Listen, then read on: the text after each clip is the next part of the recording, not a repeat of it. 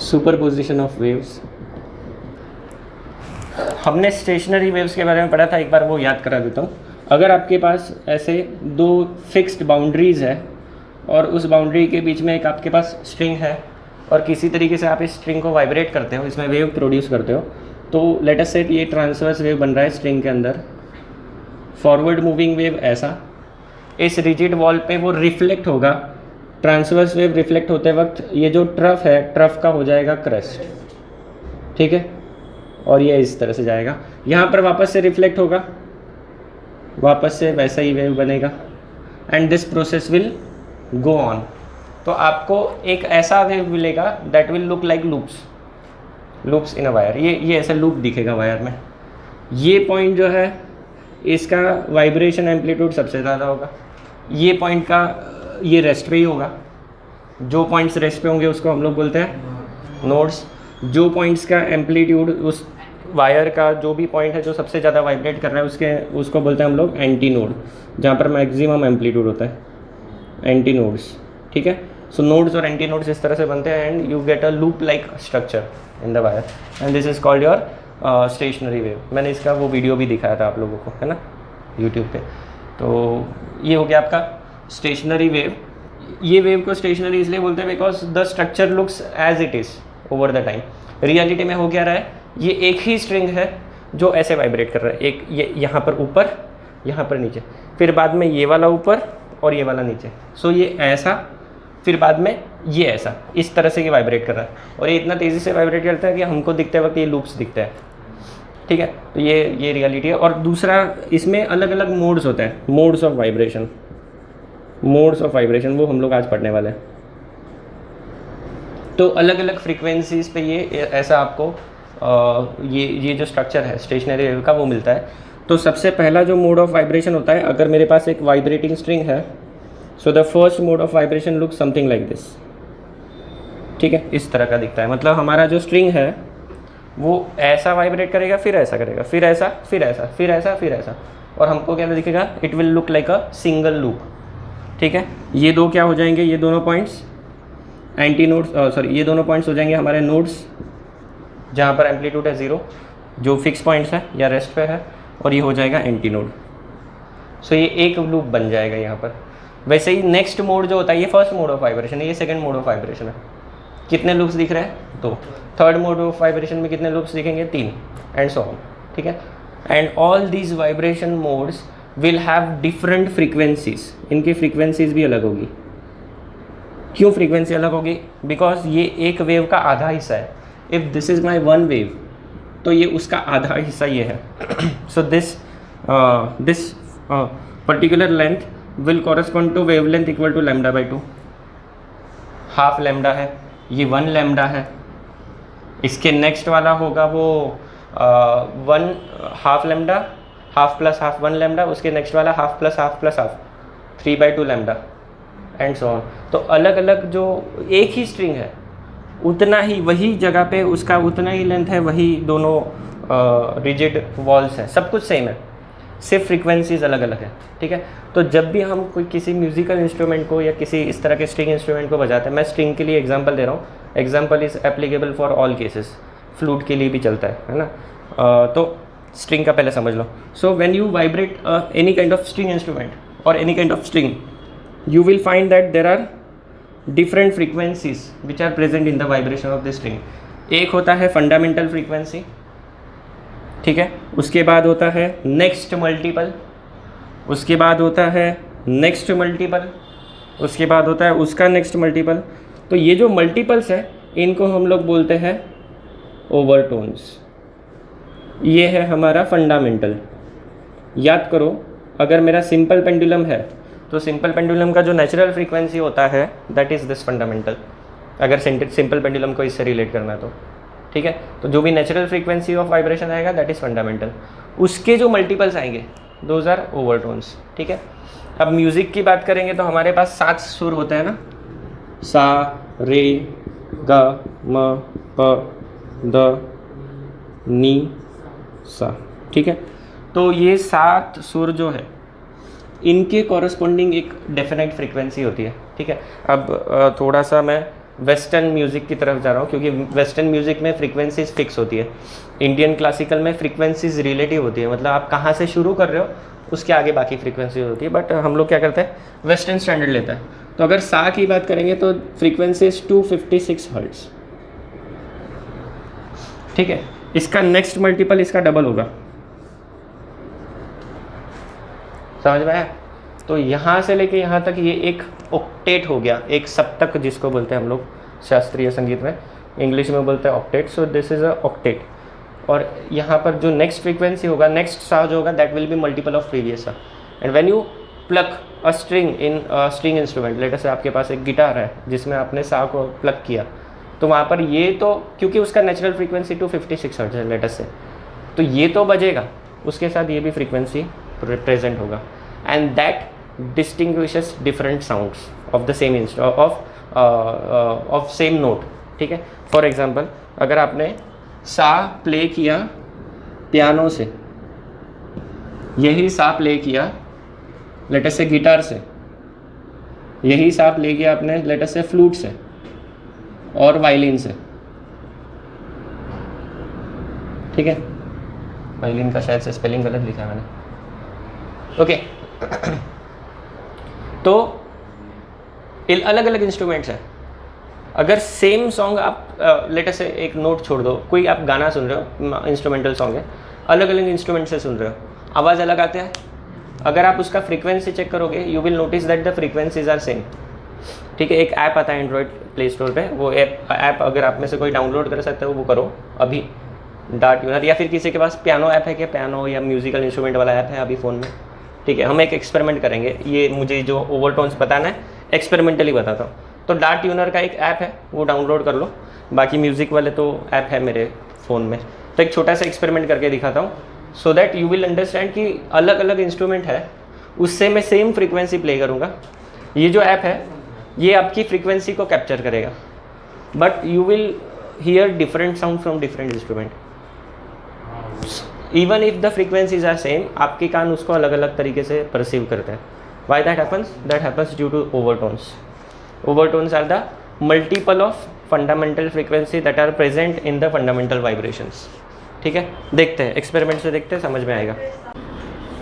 एक बार ब्रीफ कर देता हूँ।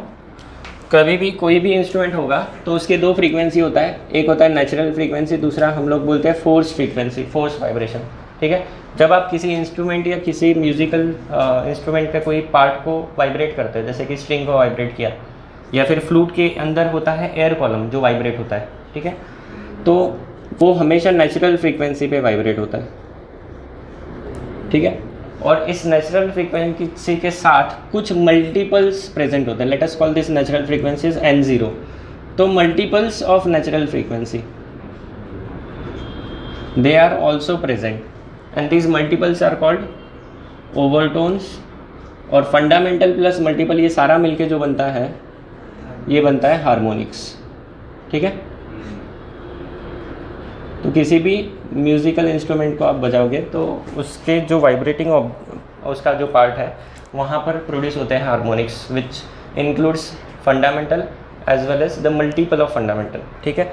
ट्यूनिंग फोर्क की बात करेंगे तो ये वाले पार्ट नहीं रहता है, सिर्फ फंडामेंटल होता है। तो ट्यूनिंग फोर्क का जब भी आप फ्रीक्वेंसी निकालते हो, इसलिए हम लोग फिजिक्स में ट्यूनिंग फोर्क का यूज़ करते हैं। It produces quite clear kind of sound, जो कि लेटर से 256 हर्ट्ज़ का फ्रीक्वेंसी है, तो बिल्कुल यही फ्रीक्वेंसी उससे निकलता है, मल्टीपल्स नहीं प्रेजेंट होते हैं ट्यूनिंग फोर्क के केस में।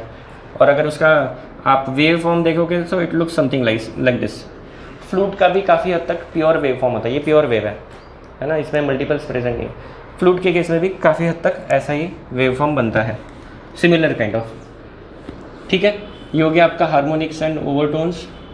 कोई भी इंस्ट्रूमेंट का अपना नेचुरल फ्रीक्वेंसी होता है और हर एक इंस्ट्रूमेंट के लिए वो फ्रीक्वेंसी अलग होता है।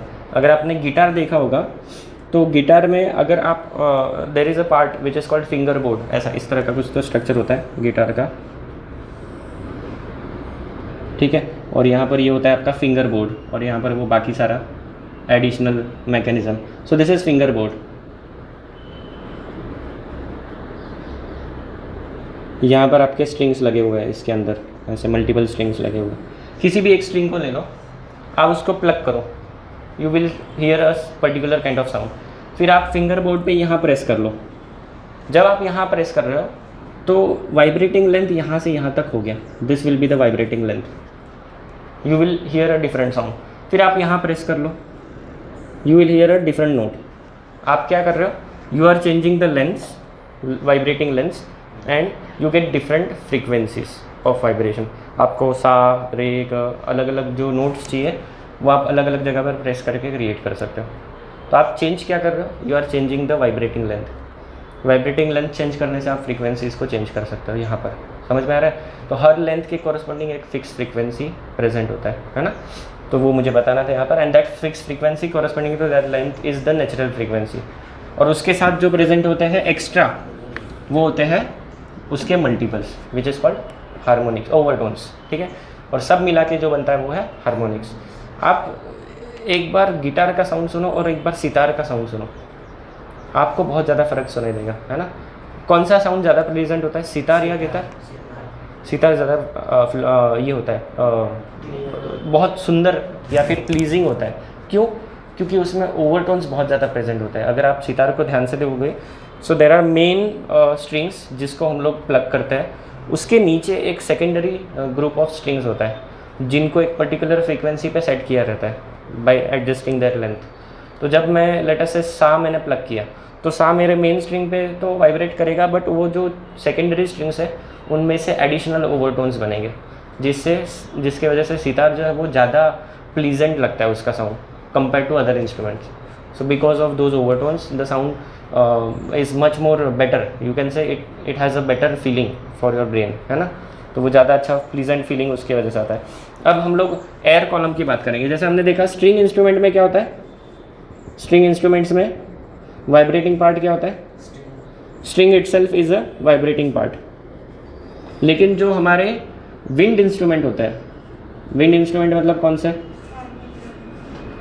कौन से विंड इंस्ट्रूमेंट्स है, हारमोनियम है, ऑर्गन पाइप है। तो दो टाइप के इंस्ट्रूमेंट होते हैं, एक होता है स्ट्रिंग इंस्ट्रूमेंट, दूसरा विंड इंस्ट्रूमेंट, जिनको हम लोग डिस्कस करेंगे। इसको छोड़ के भी बाकी इंस्ट्रूमेंट होता है। स्ट्रिंग इंस्ट्रूमेंट में कौन वाइब्रेट करता है, स्ट्रिंग। विंड इंस्ट्रूमेंट में क्या वाइब्रेट करता है, फॉर एग्जांपल फ्लूट के अंदर क्या वाइब्रेट करता है, तो उसके अंदर वाइब्रेट करता है एयर कॉलम। ठीक है। इसके लिए हम लोग एग्जांपल लेंगे organ pipe. Actual organ pipe थोड़ा अलग होता है। हम लोग जो ऑर्गन पाइप लेंगे वो सिंपली एक सिलिंड्रिकल ट्यूब होगा और कुछ नहीं होगा। ठीक है। हम लोग जो ऑर्गन पाइप लेंगे that will B simple cylindrical tube. एक तो दोनों तरफ से ओपन हो सकता है या फिर एक तरफ से क्लोज हो सकता है। ऐसे दो केसेस लेंगे, open at one and, close eight one and और ओपन एट बोथ एंड्स। तो ऐसे दो कैटेगरी लेंगे हम लोग ऑर्गन पाइप के लिए। और इसमें एयर कॉलम का वाइब्रेशन हम लोग स्टडी करेंगे। सर एयर कॉलम कैसे वाइब्रेट होता है, एयर कॉलम में से ना एयर वाइब्रेट, वही बता रहा हूँ कैसे वाइब्रेट होगा, बताऊँगा ना, रोको ना ज़रा, है ना। ठीक है। और ये बताऊँगा आपको। और ऑब्वियस बात है क्योंकि हम लोग ऐसा पाइप ले रहे हैं जिसमें कोई भी वाइब्रेटिंग पार्ट नहीं है ना, इसमें कोई साउंड प्रोड्यूसिंग पार्ट भी नहीं है, तो इसके अंदर साउंड प्रोड्यूस करने के लिए we will use tuning fork. ठीक है। साउंड वेव्स को प्रोड्यूस करने के लिए we will use tuning fork. वो साउंड वेव्स एयर के अंदर वाइब्रेशन प्रोड्यूस करेगा और एयर कॉलम बनाएगा। वो क्या है वो हम लोग पढ़ते हैं अभी, है ना। ठीक है। तो ये चीज़ हम लोग पढ़ने वाले हैं अभी। उसके बाद हम लोग ये पढ़ेंगे स्ट्रिंग इंस्ट्रूमेंट्स। अच्छा सर, एक हाँ। और चीज़ है। हाँ। सर, आपने जैसे बोला ना जो ट्यूनिंग फोर्क होती है उसकी फिक्स्ड फ्रीक्वेंसी होती है। हाँ। तो सर फ्रीक्वेंसी तो फोर्स पे होती है ना कि हम जितना नहीं, वो तो फोर्स वाइब्रेशन, नेचुरल वाइब्रेशन की बात कर रहा हूँ। ये जो ट्यूनिंग फोर्क है ना उसको ऐसे बजा के छोड़ दो। ट्यूनिंग फोर्क देखा है क्या तुमने पहले? नहीं। हाँ, देखा नहीं तो फिर ऐसे कैसे? देखा है। अच्छा, घंटी देखी है क्या अलग अलग टाइप की मंदिरों में? हाँ। वो ट्यूनिंग फोर्क ही होता है। वो सिर्फ अलग शेप का ट्यूनिंग फोर्क होता है। छोटी घंटी का अलग आवाज़ आता है, बड़ी घंटी का अलग आवाज़ आता है। हाँ। वो आवाज़ मतलब उसकी फ्रीक्वेंसी है। छोटी घंटी का फ्रीक्वेंसी कम होता है, बड़ी वाली घंटी जो होती है उसका फ्रीक्वेंसी ज़्यादा होता है। तो सर जैसे सॉरी, छोटी वाली का ज़्यादा, बड़ी वाली का कम। तो सर जैसे बड़ी वाली जो होती है जब हम उसको धीरे से वो करते हैं तो उसका साउंड कम आता है, उसका एम्पलीट्यूड कम आता है, वॉल्यूम। हाँ। मैं ज़ोर से बोलूँ और मैं धीरे धीरे बोलूँ तो मेरे आवाज़ में कोई बदल आता है क्या? नहीं ना। मेरा आवाज़ लड़कियों जैसा तो नहीं हो जाता मैं धीरे बोलूँ तो भी, है ना। नहीं तो मेरा जोर से बोलूँ तो अमिताभ बच्चन जैसा आवाज़ भी नहीं हो रहा है। फ्रीक्वेंसी एक्चुअली हुआ क्या, एक्चुअली वो होता तो फ्रीक्वेंसी ये है, देख सारे, ये फ्रीक्वेंसी है। एक मैंने हायर नोट गाया, एक मैंने लोअर नोट बताया। तो ये हायर नोट जो था सा, ये एक्चुअली था लो फ्रीक्वेंसी, और ये जो रे था ये था हाई फ्रीक्वेंसी। ठीक है, आया? हाँ, लेडीज़ लोगों का होता है हाई फ्रीक्वेंसी साउंड, जेंट्स लोगों का होता है लो फ्रीक्वेंसी साउंड। क्यों? ये साइज़ बड़ा होता है। ये जो यहाँ पर हमारे क्या बोलते हैं इसको, वॉइस बॉक्स या फिर उसके अंदर जो वाइब्रेटिंग पार्ट होता है लैरिंग्स, तो लैरिंग्स का साइज़ जेंट्स में बड़ा होता है, लेडीज़ में वो लैरिंग्स का साइज़ छोटा होता है। So that produces higher frequency sound. Gents का जो लैरिंग्स होता है वो बड़े साइज़ का होता है, तो it produces low frequency sound, है ना। छोटे बच्चों में ज़्यादा फ़र्क नहीं होता है, तो सारे छोटे बच्चों का आवाज़ एक जैसा आता है ना। तो ये फ़र्क है। चलो आए आप वापस से, क्लियर है फ्रीक्वेंसी का फ़र्क। Frequency is different, volume is different, है ना। वॉल्यूम यहाँ से ये बढ़ा रहा हूँ, ये कम कर दिया, ठीक है। Volume is related to amplitude, frequency is related to number of vibrations per second, ठीक है। दोनों चीज़ें अलग हैं। ऑर्गन पाइप के बारे में पढ़ेंगे, तो यहाँ पर हम लोग क्या करेंगे, in physics real organ pipe मैंने आपको दिखाया वीडियो में कैसा दिखता है, गूगल कर भी सकते हो आप। ये एक सिंपल ट्यूब है, कि कौन सी ट्यूब लेंगे हम लोग, कोई भी ट्यूब ले सकते हैं। मेटल का ट्यूब लेना चाहिए, लेकिन कैसा है, कॉस्टली रहता है। तो हम लोग क्या करते हैं, हम लोग पीवीसी का ट्यूब उठाते हैं, वो जो है ना अपने गटर वगैरह में लगता है, वो वाला ट्यूब भी चल जाएगा। कोई भी आपको क्या चाहिए, सिलिंड्रिकल ट्यूब चाहिए। और क्योंकि ये ट्यूब में कोई वाइब्रेशन अलग से प्रोड्यूस नहीं हो सकता, हमें एक सोर्स ऑफ साउंड चाहिए, तो हम लोग ट्यूनिंग फोर्क लैब में यूज़ करते हैं। अगर क्लासरूम में मुझे एक्सपेरिमेंट कराना है तो मेरे पास ट्यूनिंग फोर्क भी नहीं है, तो मैं क्या करूँगा, अपने पास एक ऐप होता है एंड्रॉयड में, फ्रीक्वेंसी जनरेटर। तो फ्रीक्वेंसी जनरेटर का ऐप डाउनलोड करके आपको चाहिए वो फ्रीक्वेंसी सेट करो, वो फ्रीक्वेंसी का साउंड आप प्रोड्यूस कर सकते हो, है ना। तो है ना अच्छा काम। अपने पास सारे सॉल्यूशंस है, सारे जुगाड़ है, वो हम लोग एक्सपेरिमेंट करेंगे। बस मुझे ये चीज़ चाहिए, ठीक है। अभी मेरे पास बॉटल है, लेकिन ये बॉटल का शेप ऐसा है, इतना सुंदर नहीं है, तो हमें एक परफेक्ट सिलिंड्रिकल शेप का ऑब्जेक्ट चाहिए एक्सपेरिमेंट्स करने के लिए। अब होता क्या है, देखो ये जो सिलिंड्रिकल कॉलम है, इसके अंदर हम लोग वाइब्रेशन कैसे प्रोड्यूस कर रहे हैं, बाय यूजिंग साउंड। साउंड कौन से टाइप का वेव होता है, लॉन्जिट्यूडिनल या ट्रांसवर्स, लॉन्जिट्यूडिनल। तो ये बना कंप्रेशन, उसके बाद क्या बनता है, रेयरफेक्शन, फिर क्या बनता है, कंप्रेशन, फिर बनता है रेयरफेक्शन। कंप्रेशन का मतलब है एयर के जो मॉलिक्यूल्स है वो एक दूसरे के काफ़ी नज़दीक आ गए। आप इमेजिन कर लो ऐसे मॉलिक्यूल्स सारे लाइन में खड़े हैं, और कंप्रेशन जहाँ बनेगा वहाँ पर एयर मॉलिक्यूल्स नज़दीक आ जाएंगे। रेयरफेक्शन जहाँ बनेगा वहाँ पर एयर मॉलिक्यूल्स दूर दूर है, ठीक है। समझ में आ रहा है लॉजिक। तो यहाँ पर ये हो रहा है, तो जहाँ पर एयर मॉलिक्यूल्स नज़दीक है वहाँ पर डेंसिटी और प्रेशर क्या होगा, डेंसिटी एंड प्रेशर। जहाँ पर मॉलिक्यूल्स एक दूसरे से नज़दीक है ज़्यादा होगा, तो यहाँ पर प्रेशर ज़्यादा, यहाँ पर प्रेशर कम, यहाँ पर प्रेशर, यहाँ pressure.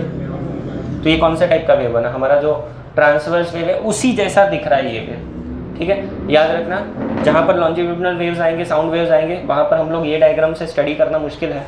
So what we use pressure diagram. ये प्रेशर डायग्राम है, ठीक है। इसका प्रेशर डायग्राम और स्ट्रिंग के अंदर डिस्प्लेसमेंट डायग्राम एक जैसा होता है। स्ट्रिंग का वेव होता है तो वो उसके पार्टिकल्स का डिस्प्लेसमेंट इस तरह से होता है। यहाँ पर पार्टिकल का डिस्प्लेसमेंट ऐसा हो रहा है, तो उसको कैसे दिखाएंगे, तो उसकी जगह हमने प्रेशर डायग्राम स्टडी करेंगे, ठीक है। अब ये प्रेशर डायग्राम जो है ये प्रेशर वेव की तरह काम कर रहे हैं। अब ये होगा ऐसा कि लेटस से मेरे पास एक ट्यूब है, और लेटस से ये पूरा बंद है दोनों तरफ से, है ना। ये वाला केस नहीं है अपने सिलेबस में, बट लेटस इमेजिन कि मेरे पास ऐसा वेव ट्यूब है जो दोनों तरफ बंद है, और मैंने इसमें से यहाँ से प्रेशर वेव सेंड किया, क्या होगा बताओ।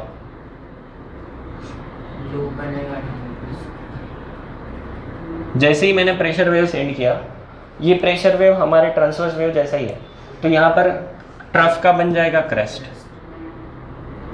तो हम लोग इस तरह के लूप्स बनाएंगे, लेकिन ये लूप्स किसके होंगे, प्रेशर वेव के। इस पॉइंट को हम लोग बोलेंगे प्रेशर नोड। नोड तो है, लेकिन ये किसका नोड है, प्रेशर नोड है, डिस्प्लेसमेंट नोड नहीं है। पार्टिकल्स का डिस्प्लेसमेंट के बारे में हम लोग यहाँ नहीं बता सकते, हम प्रेशर के बारे में बताएंगे। ये कौन सा नोड है, प्रेशर नोड है। ये वाला कौन सा एंटी नोड है, प्रेशर एंटी नोड। नोड का मतलब क्या होता है, प्रेशर मैक्सिमम या मिनिमम, मिनिमम।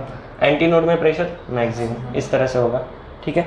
रियलिटी में क्या होगा, रियलिटी में ये होगा, अगर इसी सिस्टम को मुझे ऐसे बनाना है तो ये rarefaction as it is rarefaction से आएगा, compression as it is compression से रिफ्लेक्ट होगा, ठीक है। चलो, तो ऑब्वियस बात है कॉम्प्रेशन रेयर फ्रैक्शन पढ़ने से अच्छा प्रेशर नोड एंटी नोड पढ़ना आसान है।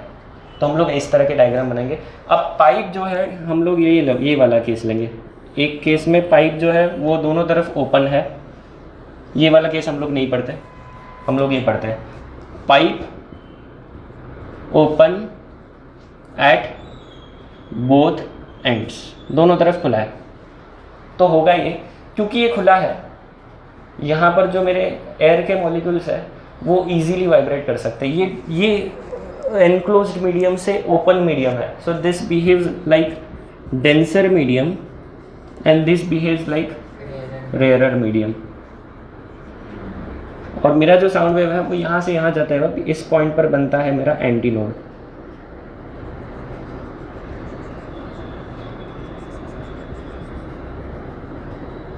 इस पॉइंट पर बनता है एंटी नोड यहाँ पर। बट इन रियलिटी होता ये है कि अगर आप देखोगे तो यहाँ पर स्टिल उस पाइप के एजेस है, तो ये कम्प्लीटली फ्री नहीं है ये end. So in reality the pressure anti node is somewhere here, slightly outside the pipe. कितना बाहर, ई डिस्टेंस बाहर, and this E distance is called as end correction. अगर मेरा पाइप दोनों तरफ ओपन होगा तो मेरे पास दोनों तरफ जो एंटी नोड्स बनेंगे, pressure anti nodes, these are anti nodes, सही बात है ना, these are nodes, this one is anti node, ये वाला प्रेशर एंटी नोड, नोड, ये वापस एंटी नोड। तो प्रेशर एंटी नोड दोनों तरफ थोड़ा सा बाहर बनेगा, बिकॉज यहाँ पर अगर एंटी नोड बनता तो यहाँ पर रेस्ट्रिक्शन है, आधा रेस्ट्रिक्शन आ रहा है यहाँ पर, इस पॉइंट पर तो रेस्ट्रिक्शंस है, यहाँ पर भी उस पाइप का रेस्ट्रिक्शन है, यहाँ पर पूरा फ्री वाइब्रेशन हो रहा है।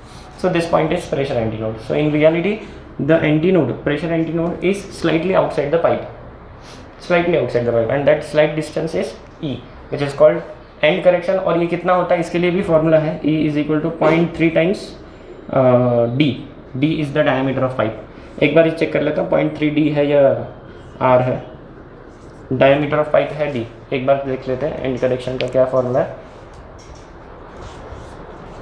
दिए के बुक में। E का वैल्यू कितना है, 0.3, कहाँ पर है, 142 स्टार्टिंग में, हाँ 0.3D सही है। सो इतना होता है 0.3 टाइम्स डायमीटर जितना छोटा उतना ये एंड करेक्शन छोटा हो जाएगा, है ना, ठीक है। तो ये हो गया आपका वाइब्रेटिंग कॉलम। अब ये वाइब्रेटिंग कॉलम का लेंथ जो है और इसके मोड ऑफ वाइब्रेशन ये अलग अलग होंगे, उनका हम लोग अभी डिटेल में स्टडी करेंगे इसके नेक्स्ट वाला पार्ट में, है ना। अभी नेक्स्ट वाला पार्ट करते हैं। कितना टाइम बचा है अपने पास, देख लो, पहले देख लो कि सिलेबस में रिमूव हुआ है या नहीं हुआ है क्या तुम्हारे पास वो सिलेबस, कितना है और कितना रिमूव हो गया। क्लोजेट वन एंड है क्या, ठीक है। तो अगर आपका पाइप दोनों तरफ खुला है तो दोनों तरफ क्या बनेगा, एंटी नोड बनेगा। अगर एक तरफ बंद होगा तो जिस पॉइंट पर वो बंद है वहाँ पर क्या बनेगा, नोड बनेगा। जहाँ पर बंद होता है वहाँ क्या बनता है, नोड बनता है। ओपन होगा तो क्या बनता है, एंटी नोड। इतना आप याद रख लो, प्रेशर एंटी नोड कहाँ बनता है, प्रेशर नोड कहाँ बनता है। अब हम लोग एक एक केस पढ़ेंगे। Pipe open eight pipe close eight one and वाला केस हम लोग पढ़ने वाले हैं अभी। क्वेश्चन में एग्जाम में क्वेश्चन क्या आता है इस पर, obtain expression for modes of vibration present in organ pipe open or close at one end, pipe closed at one end। एक तरफ बंद है, ऐसा पाइप ले रहे हैं हम लोग और फिर उसमें वाइब्रेशन प्रोड्यूस करके देखेंगे। तो we will draw different diagrams. इसके डायग्राम्स आपको याद रखने हैं, तीनों डायग्राम मैं साथ में ही बना रहा हूँ। ये मेरा फर्स्ट मोड ऑफ वाइब्रेशन कैसा होगा। सो एक एंटी नोड फिक्स है, यहाँ पर एक नोड फिक्स है क्योंकि ये क्लोज है, दिस इज क्लोज एंड। तो ये मेरा पाइप बनेगा, वाइब्रेशन बनेगा ऐसा।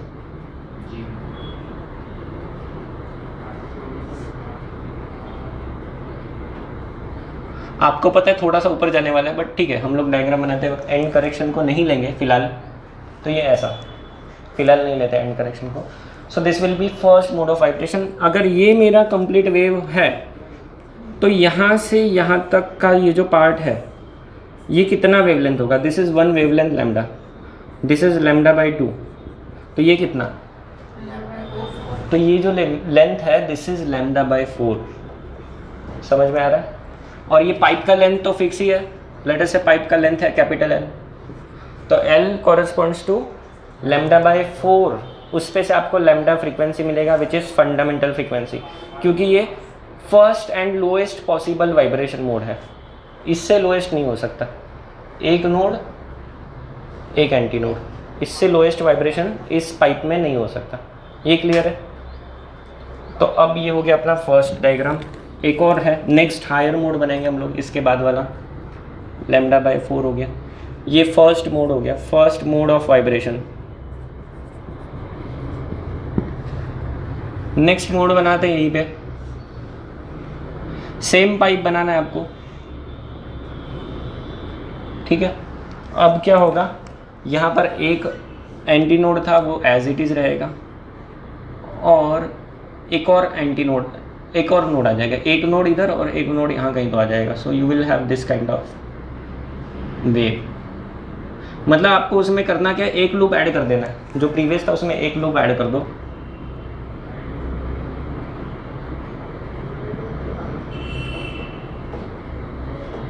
ठीक है, ये बन गया आपका सेकेंड मोड ऑफ वाइब्रेशन।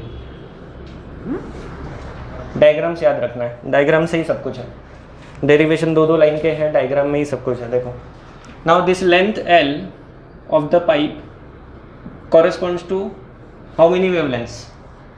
ये लैम्डा है, इसको λ1 लिखेंगे क्योंकि सेम तो है नहीं। कितना होगा ये? 1/4 लैम्डा प्लस 1/4 कितना? 2/4 प्लस 1/4 कितना? 3/4, तो ये कितना हो गया? 3 λ/4। λ1 लिख रहा हूँ क्योंकि ये वेवलेंथ और ये वेवलेंथ अलग है ना, दिख रहा है अपने को, सेम पाइप के अंदर अलग वेवलेंथ का वेव बन रहा है। नेक्स्ट वाइब्रेशन मोड यहीं पे बना देता हूँ।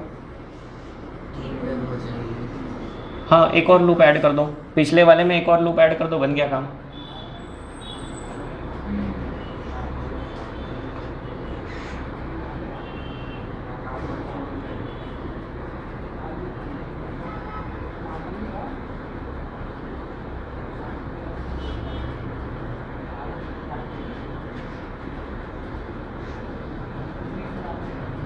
थोड़ा सा डायग्राम परफेक्ट बना लेना, मेरा तो बहुत अच्छा नहीं बना है, ये एक जैसे होने चाहिए loops.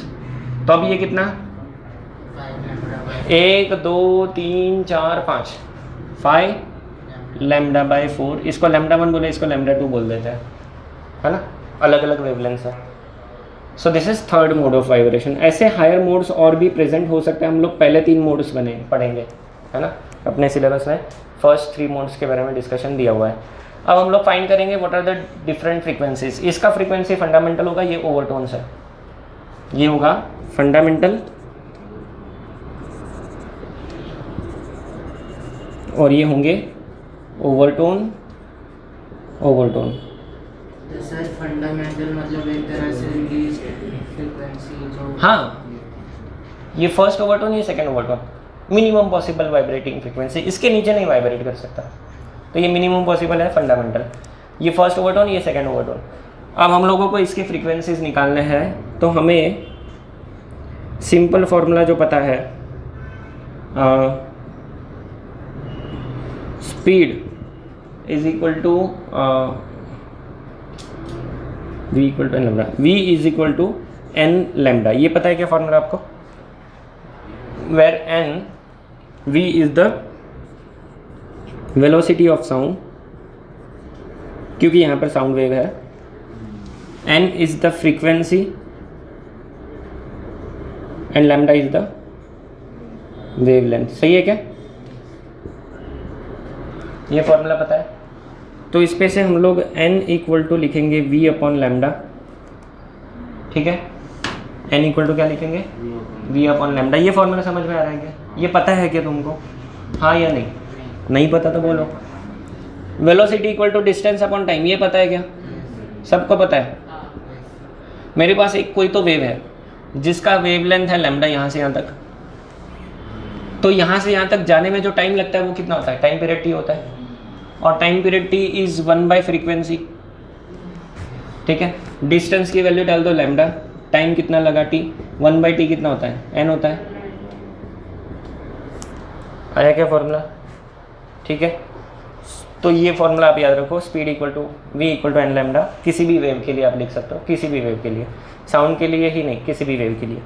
So n equal to v upon lambda. यहाँ से आगे जाएंगे, n equal to v by lambda को लेके चलेंगे। अब यहाँ पर फर्स्ट मोड ऑफ वाइब्रेशन पढ़ते हैं पहले। फर्स्ट मोड में मुझे बताओ L equal to lambda by 4 था। सो मैं लैम्डा इक्वल टू क्या लिख सकता हूँ, 4L लिख सकता हूँ। ये वैल्यू मैं यहाँ डाल दूंगा। N fundamental will be v by lambda and that will B v by 4L। बन गया पहला इक्वेशन। फंडामेंटल फ्रीक्वेंसी कितनी, v by 4L। What is v? v is velocity of wave, इस केस में साउंड है, सो v is velocity of sound in that pipe, L is length of the pipe. ठीक है, pipe का length पता है, velocity of sound पता है, तो आप फंडामेंटल फ्रीक्वेंसी निकाल सकते हो। लेंथ बढ़ेगा तो फ्रीक्वेंसी घटेगी। ठीक है, लेंथ घटेगी तो फ्रीक्वेंसी बढ़ेगी। तो छोटे जो पाइप होते हैं उसका साउंड जो होता है वो ज़्यादा तीखा साउंड होता है, बड़े पाइप्स का साउंड डीप होता है ना, मेल टाइप साउंड होता है बड़े पाइप्स का, बिकॉज ऑफ दिस। ठीक है, आगे देखो, सेकेंड मोड ऑफ वाइब्रेशन में क्या होगा, मुझे बताओ L इक्वल टू कितना है, 3 लैम्डा 1/4। ये लैम्डा 1 क्या है, वेवलेंथ ऑफ फर्स्ट ओवरटोन। ठीक है, तो फ्रीक्वेंसी ऑफ फर्स्ट ओवरटोन को हम लोग N1 लिखेंगे। ठीक है, तो इस पे से मैं लैम्डा 1 क्या लिख सकता हूँ, 4L/3 लैम्डा 1, और वो लैम्डा मैं कहाँ डालूंगा, इस फॉर्मूला में। N1 ये कौन सी फ्रीक्वेंसी है, सेकेंड मोड या फिर फर्स्ट ओवरटोन? क्या बन रहा है देखो, v by lambda 1, so that is v by 4L/3। So this is 3 times n0। तो जो नेक्स्ट ओवरटोन जो है वो फंडामेंटल का 3 टाइम्स है, तो ये फर्स्ट ओवरटोन लिखना सही नहीं है, यहाँ पर क्या लिखना चाहिए, 3 times fundamental. It is third overtone, not first, है ना, फर्स्ट ओवरटोन नहीं है, ये थर्ड है। Second mode of vibration is third overtone. Third overtone का मतलब क्या है, 3 टाइम्स द फंडामेंटल फ्रीक्वेंसी। ठीक है, ये एक बार चेक कर लेते हैं, ये नोटेशन जो है वो चेक कर लेते हैं, नाम जो है, नेमिंग ओवरटोन और इसका। दूसरा वाला खुद से करोगे, मैं हिंट दे रहा हूँ, ध्यान देना। अगर मेरा पाइप दोनों तरफ खुला होगा तो ऑब्वियस बात है यहाँ पर एंटी नोड, यहाँ पर नोड नहीं बनेगा, यहाँ भी एंटी नोड, यहाँ भी एंटी नोड, तो ये डायग्राम थोड़ा चेंज हो जाएगा, ये वैल्यू चेंज हो जाएगी, ये डायग्राम बीच में से चेंज होने वाला है। अब हम कौन सा केस पढ़ रहे हैं, pipe open at both ends, दोनों तरफ खुला पाइप है अपना। पूरा डेरिवेशन नहीं करा रहा हूँ, बस मैकेनिज्म समझ लो, डेरिवेशन नोट्स में और बुक में है। खुला पाइप है दोनों तरफ। यहाँ क्या बनना है, यहाँ क्या बनना है, यहाँ ये तो पता है कि अगर ओपन है तो एंटी नोड ही बनेगा, क्लोज है तो वहाँ पर नोड बनेगा। अब यहाँ पर एक एंटी नोड है तो एक तो नोड चाहिए, मतलब ये ऐसा एक एंटी नोड इधर है तो एक नोड तो चाहिए, तब जाके लूप बनेगा। ये बन गया मेरा पहला डायग्राम। दूसरा डायग्राम देखो क्या होगा, इसके अंदर एक लूप घुसाना है, तो ये ऐसा साइन बना दिया स्वामी नारायण वाला यू, फिर इधर भी एक स्वामी नारायण बना दो और फिर इधर एक सर्कल बना दो,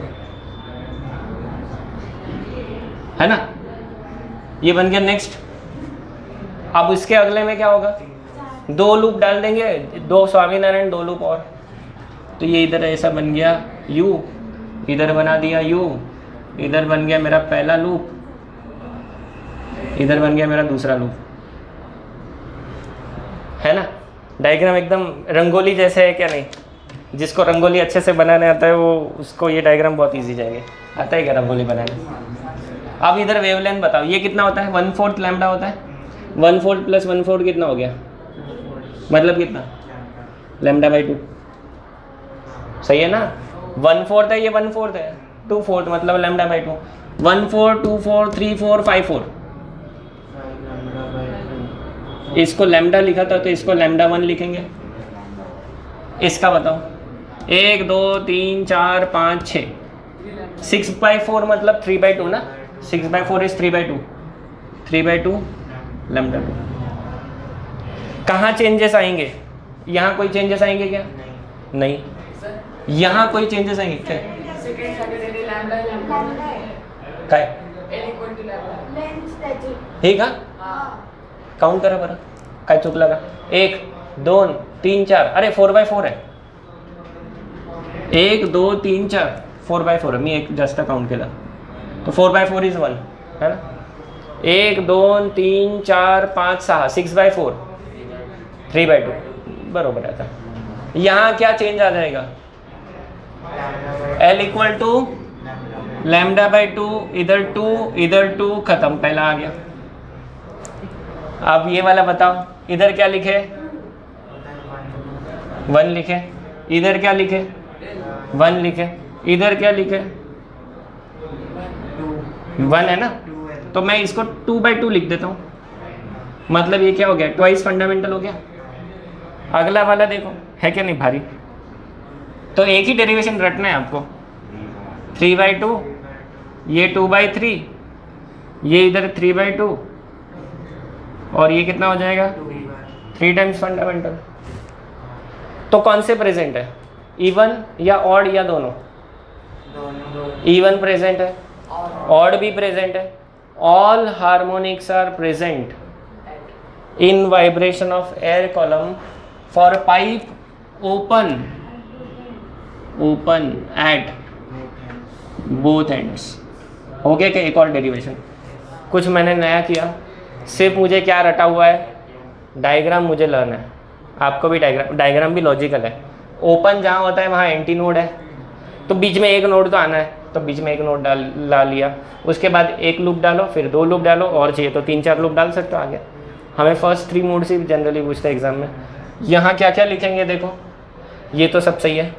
first overtone is second harmonic, ये फ़र्क है।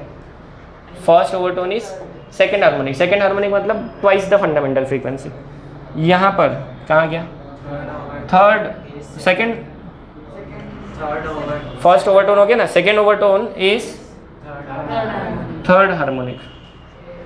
बस इतना ही फ़र्क है दोनों डेरिवेशन में। करेक्शन कर लोगे, मतलब चेंजेस कर लोगे, होमवर्क में कर लोगे। ये डेरिवेशन सिंपल था, एग्जाम में आता है। बोलो 3 मार्क्स के लिए एक डेरिवेशन कर रहे हो तो आपके 2 डेरिवेशन हो रहे हैं, है ना? इसके बाद वाला जो स्ट्रिंग का है वो भी सिमिलर टाइप का है, बस कहाँ पर फॉर्मूला चेंज होगा? यहाँ, क्योंकि स्ट्रिंग है ना, तो स्ट्रिंग का जो वेलोसिटी होता है ना, स्ट्रिंग का है आगे, है ना? स्ट्रिंग का है आप आगे। हाँ, स्ट्रिंग में मैं आपको ट्रिक बताता हूँ। सबसे पहले तो ये वाला लूप, क्योंकि दोनों तरफ फिक्स है तो यहाँ नोड आ जाएंगे, बीच में एंटी नोड आ जाएगा, पहला लूप बन जाएगा। स्ट्रिंग के लिए दोनों तरफ फिक्स है स्ट्रिंग। गिटार का स्ट्रिंग ले लो तो ऐसा लूप बनेगा। फिर उसमें एक लूप ऐड करो, फिर 2 लूप ऐड करो, एंड सो ऑन। वैसे सारा करना है आपको। अब वो डायग्राम आप याद रख सकते हो। 1 लूप हो गया, फिर 2 लूप हो गया, फिर 3 लूप हो गया, 3 डायग्राम्स बन गए। अब लेंथ जो है पहले केस में कितना, तो ये 1 लूप मतलब कितना होता है? वेवलेंथ का कितना हिस्सा है? हाफ। तो λ/2 आ गया, L = λ/2 हो गया। उसके अगले में क्या हो जाएगा? L = λ। उसके अगले में 3 लूप है मतलब 3 λ/2, ठीक है। उसके बाद मेन कहाँ फ़र्क पड़ जाएगा? यहाँ वेलोसिटी। वेलोसिटी का जो फॉर्मूला है ना स्ट्रिंग के लिए, velocity of a transverse wave in string is given by v = √T/m।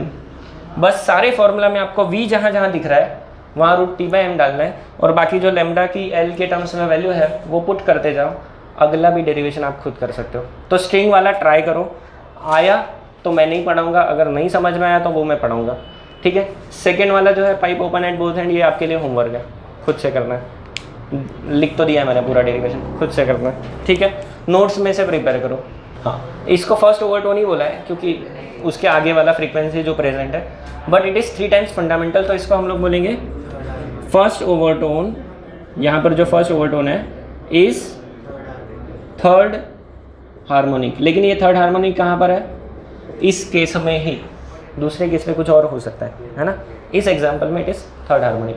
Third harmonic मतलब 3 times the fundamental frequency, so this is first overtone. उसके बाद नेक्स्ट ओवरटोन मतलब थर्ड मोड। थर्ड मोड मतलब अपना क्या हो जाएगा? सेकेंड ओवरटोन देखते हैं। वापस से एल का वैल्यू यहाँ पर कितना है? 5 लैम्डा 2/4, सो इस पे से लैम्डा 2 कितना आ जाएगा? 4L/5, सो N2 कितना आ जाएगा? V/λ2, so that will B कितना? 5V/4L, so 5 times the fundamental. 5 times the fundamental मतलब ये क्या है? फिफ्थ हार्मोनिक है। So third overtone, second overtone होगा ना सर? हाँ second overtone, sorry, second overtone is fifth harmonic. ये थोड़ा सा याद रखने में दिक्कत है। हार्मोनिक मतलब फंडामेंटल का मल्टीपल है, ओवरटोन मतलब जो भी नेक्स्ट प्रेजेंट फ्रीक्वेंसी है वहाँ पर, ठीक है। तो ये हो गए पहले 3 मोड्स, है ना। अब नोट्स में देख लो, बुक में देख लो, पेज नंबर कहाँ पर है? 143। अब इन लोगों ने ये जो L है, ये मैंने यहाँ पर हर जगह L लिखा है। So this L is the vibrating length, और ये वाइब्रेटिंग लेंथ होता है L+E, है ना। स्मॉल L+E लिख सकते हो। So you can write capital L equal to small L+E। Small L is length of pipe and E is the end correction, क्योंकि मैंने यहाँ पर L को बोला था वाइब्रेटिंग लेंथ शुरुआत में, है ना।